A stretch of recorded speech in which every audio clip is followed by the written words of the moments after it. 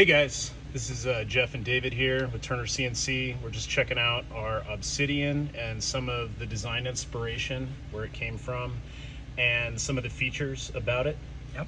We also wanted to go over the results of the blade that was used during testing. So I wiped all of the passivation off when I was scrubbing all of the pig fat off of it.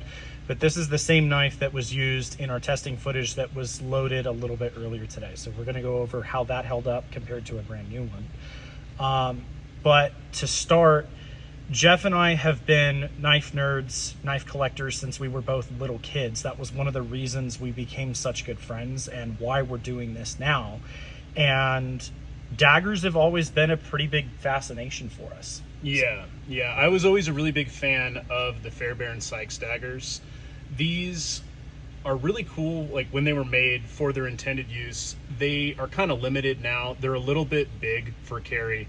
You wouldn't really want to put this in your pocket, although Fairbairn does show that technique in some of his older videos, pocket carry of a dagger like this in slacks. But that's a little much. Yep. And they're kind of heavy, and the handle not being flat allows the knife to really roll on you. You can't really get an edge orientation direction. Yep. So that was one of the things we did with the Obsidian. Yep. And our first big dagger-esque project that we did, a lot of you guys are going to remember the gin. We talked about this in our previous geometry discussion about how the tips on things like the Fairbairn Sykes daggers and some of the other ones would snap. That was why we started doing our reinforcements almost all the way up to the tip. And you can see on this is like a Russian paratrooper dagger. Yeah, a Russian paratrooper dagger. So the tip is just, it's baked, it's gone. And that is either from someone grinding that off from digging, prying, Lord knows what. And this is... I think these might have also not had a full tip on them as to just cut some parachute lines off. Yeah. But even then, it's not a dagger you'd want to be stabbing with. No, absolutely not. And one of the cool things with this, and I don't even know if we looked directly at this when we were designing it, but the footprint of this compared to an Obsidian is darn near identical.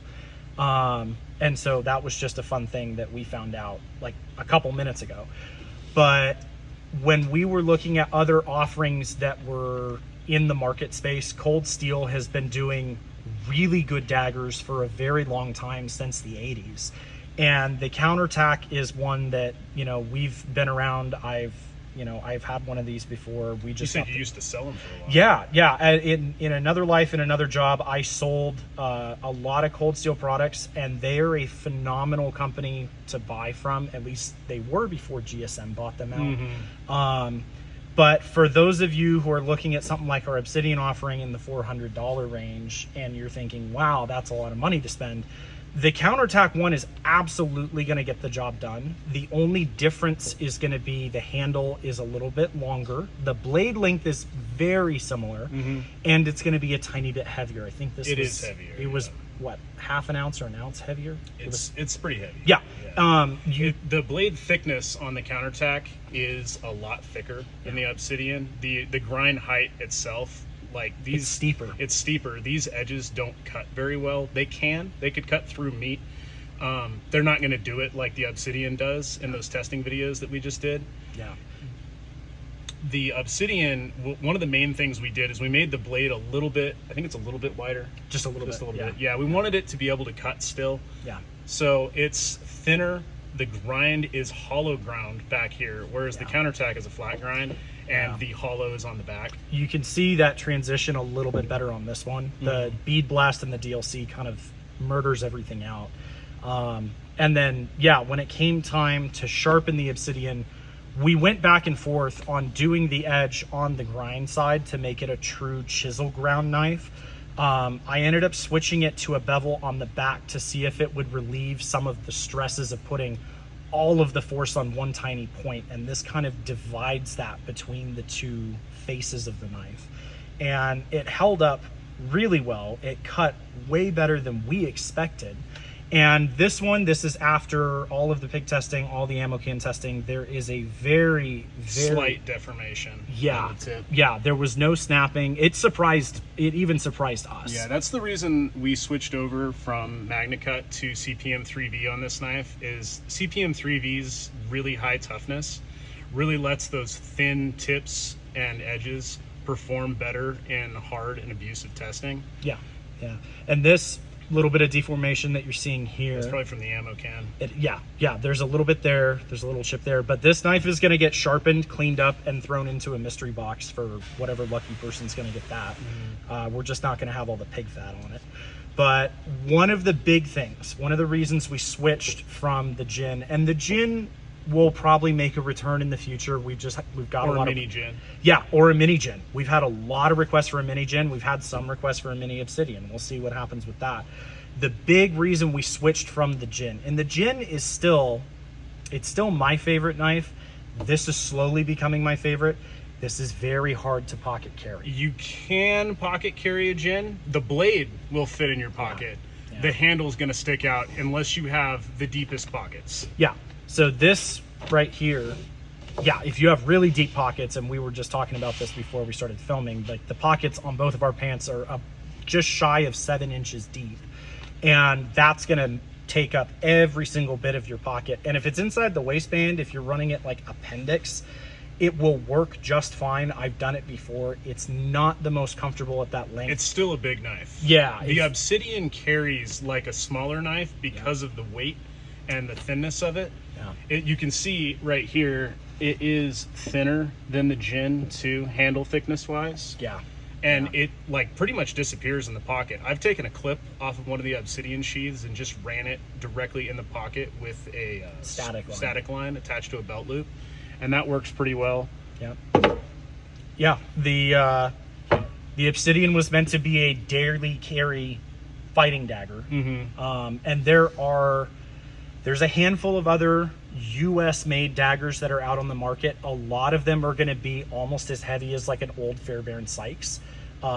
This one was just the thinnest, lightest thing that we could go with without compromising on cutting performance, tip strength, all of that. And some people have asked us what the scoop is for. Is it a blood groove? Is it meant to let air in and out of a wound channel? It makes it lighter. That's all it is. Yeah. We wanted to save weight. And that's the same reason for the fuller on the top. It's not any secret squirrel ninja magic. It's to save weight. Because nothing's more annoying than having something that's just weighing one side of your body down and you start getting sciatic nerve pain and all kinds of stuff. Yeah, or if somebody's going to carry one on a plate carrier for professional roll, the Obsidian doesn't take up a ton of space and it's not heavy. Like you're going to want to carry more magazines, you want to carry more water. Yeah. You don't want a, half a pound or more dagger or giant knife on your kit that you're not going to use all the time. Yeah, it's just a tiny bit wider with the sheath than it's about 1.5 rows of Molly or Pals webbing on a plate carrier. The clips are made so you can clip those into Molly webbing if you wanted to as well. You can clip this, inside your belt, inside your pants. And we also wanted something, this was a big difference with the counterattack. The sheath we put a lot of thought into, and we pulled some design elements from the Jackalope XL and from the Gin. But the sheath that comes on a lot of daggers is very thick and very bulky. Some come with metal clips, some don't. And this one is meant to go in one way. You can put it in there. It stops. So the Obsidian sheath was meant to be completely ambidextrous, which with a dagger, it doesn't matter as much if it's, a left or right-handed person because it's the same. But you don't have to worry about indexing your dagger into the exact same spot every time. It just goes.